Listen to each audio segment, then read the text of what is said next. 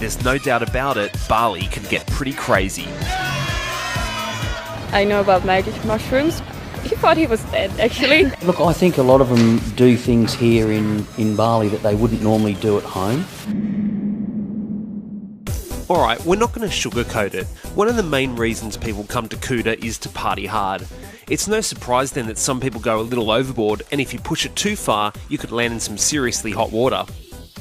Craig Beveridge, head of the BIMC hospital in Bali, has seen travellers do some mind-boggling things under the influence. Yeah, look, I think a lot of them do things here in Bali that they wouldn't normally do at home.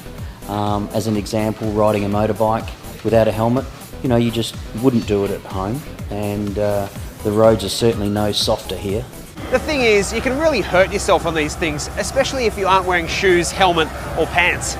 So if you find yourself in Bali not wearing pants for all the wrong reasons, you might want to get yourself a four-wheel vehicle. At least you won't have to worry about complicated things like, gravity.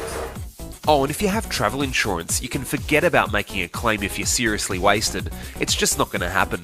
If you're drunk, it will open you up to a whole bunch of other problems too.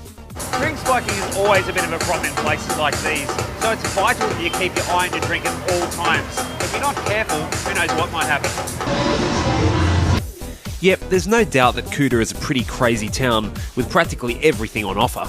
Ecstasy, LSD, magic mushrooms, marijuana.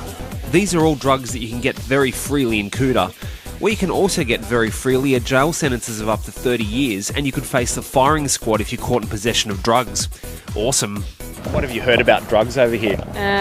I know about magic mushrooms, and I had bad experiences. My boyfriend had, and it was not good, so... What happened to him? Yeah, he thought he was dead, actually, and I had to convince him that he wasn't, and that wasn't very fun at all.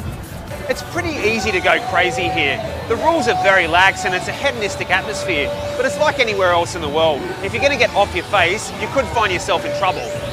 So if you have any memories left and you'd like to take them home in one piece, remember this: excessive drinking can lead to exaggerated egos, poor dancing, vomiting and fighting, usually in that order. And avoid the motorbike taxis if you don't want to add broken limbs and full body gravel rash into the equation. Keep an eye on your drinks, spiking's pretty common. And seriously, 20 years in a Bali prison with a cellmate called Brutal, it's just not worth getting high for. So get out there and explore your boundaries, but remember to stay safe.